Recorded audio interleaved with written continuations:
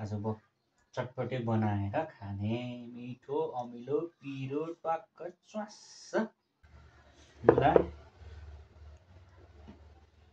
काँक्रा टमाटर प्याज धनिया हरियो धनिया हरियो खुर्सानी चाउचाउ अनि भुजा अनि बदाम कागती र यो अन्तिममा छ यो काँचो रागोको मासु बफ मासु है। ल यति सामान रेडी भइसकेको छ। अब यसलाई हामीले सम्पूर्ण रूपमा काट्ने पकाउने उसिन्ने चप गरेर राख्ने र सम्पूर्ण रूपमा गर्छौँ। अनि भिडियो अन्तिमसम्म हेर्नु होला र तपाईलाई यो मन पर्छ भने सब्स्क्राइब गरिदिनु होला युट्युब च्यानल।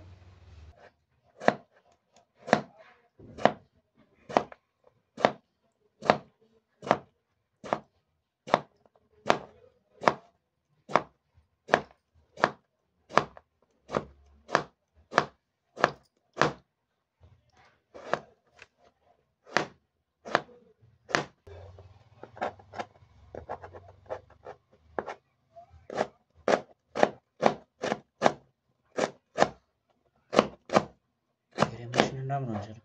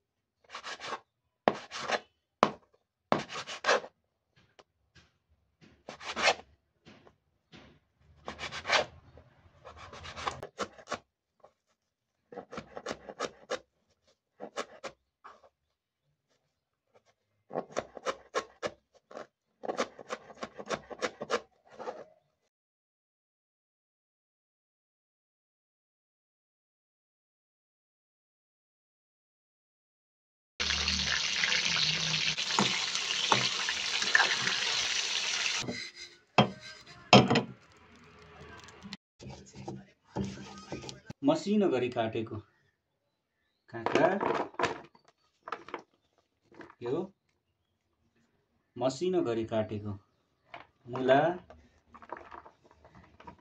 अनि मसिनो गरी काटेको टमाटर अनि मसिनो गरी काटेको उसानेको आलु है। यो उसानेको आलु अनि मसिनो गरी काटेको प्याज अनि मसिनो गरी काटेको खोर्सानी,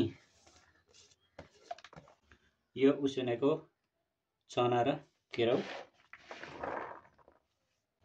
यो तेलमा भुटेको बदाम, यो फ्राई गरेको रागाको मासु, चाउचाउ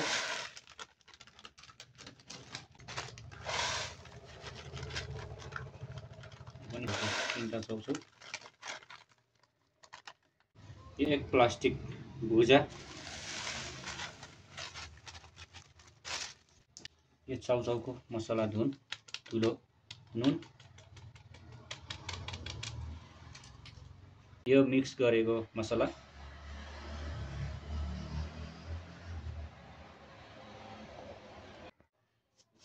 स्वाद अनुसार नुन, यो चाहिँ धनिया जिरा टिमुर तोरी अनि खुर्सानीको छोप यो राखेपछि यो भुटेर मजाले सिलौटोमा पिसेर बनाएको यो छोप हो। यो राखेपछि चटपटा एकदम दामी मिठो टक्क हुन्छ। यो राख्न चाहिँ नभुल्नु होला। म यो राख्दैछु। टेस्टी मसला थोरै स्वाद अनुसार है, धेरै नहाल्नु होला, थोरै ताजा धनियाँ सरर यसरी छर्किने हैन, छर्किने र अन्तिममा एकदम मिठो टेस्ट गराउने चिज यो भनेको कागती। यसलाई टक्क बीचबाट काट्ने अनि त्यसपछि यसमाथि मजाले यस्तै छर्किने। मेरो त मुखै रस आयो यसरी मजाले निसार्ने। अहिले त बनाउनु पर्यो।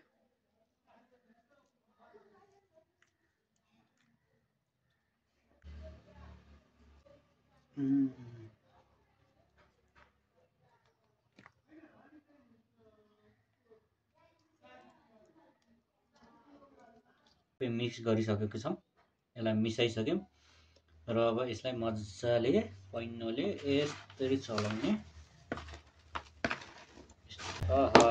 यो होइन नि तरिका,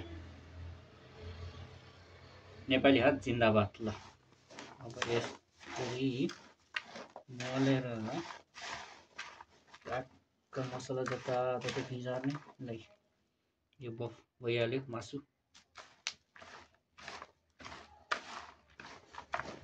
मेरो त मुखै रसाइसक्यो है। अब यो मासु, राँगाको मासु, अब यसलाई भन्छ बफ। बफ चटपटे चाखेर हेरौँ है त कस्तो बनेको छ।